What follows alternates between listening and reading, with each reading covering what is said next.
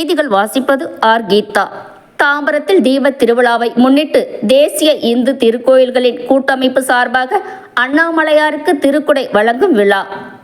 தாம்பரத்தில் சனிக்கிழமை நடைபெற்ற திருக்குடை வழங்கும் விழாவில் சிறப்பு விருந்தினராக தேசிய இந்து திருக்கோயில்கள் கூட்டமைப்பின் தலைவர் நீதியரசர் பி. ஜோதிமணி, ஆன்மீக செம்மல் இரா. ஜெயராமன் ரெட்டியார் ஆகியோர் கலந்து கொண்டனர்.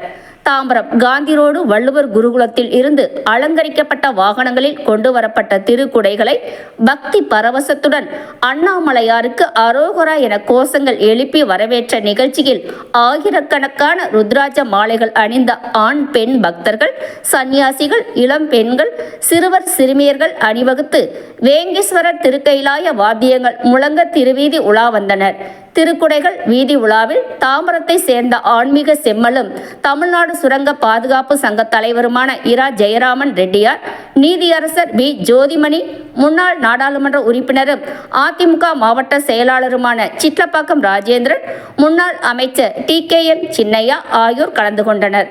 தாம்பரம் நகரில் பல்வேறு பகுதிகளில் ஊர்வலமாக திருக்குடைகளுடன் உலா வந்த நிகழ்ச்சியில் கலந்து கொண்ட பக்தர்கள் இறுதியாக தாம்பரம் GST சாலையில் ரயில் நிலையத்திற்கு எதிரில் உள்ள விநாயக கோதண்டராமர் மற்றும் மீனாட்சி சுந்தரேஸ்வரர் திருக்கோயிலுக்கு வருகை தந்தனர். பின்னர் அங்கு நடைபெற்ற வழிபாடு நிகழ்ச்சிக்கு பின்னர் அலங்கரிக்கப்பட்ட வாகனங்களில் கொண்டு வரப்பட்ட திருக்குடைகள் திருவண்ணாமலைக்கு சகல மரியாதைகளுடன் அனுப்பி பக்தர்கள் அண்ணாமலைக்கு அரோகரா கோஷங்கள் எழுப்பி அனுப்பி வைத்தனர்.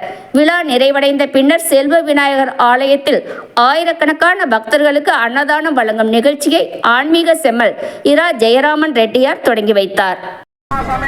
அண்ணாமலையாருக்கு கார்த்திகை தீப திருநாளை முன்னிட்டு நமது தேசிய இந்து திருக்கோவில் கூட்டமைப்பின் தலைமையிலும் நமது தேசிய தலைவர் டாக்டர் நீதியரசர் தலைமையிலும் திருக்குடை பவனியானது நமது தாம்பரம் நகரை நோக்கி வந்து கொண்டிருக்கிறது. திருக்குடை நிறுவனத்திற்கு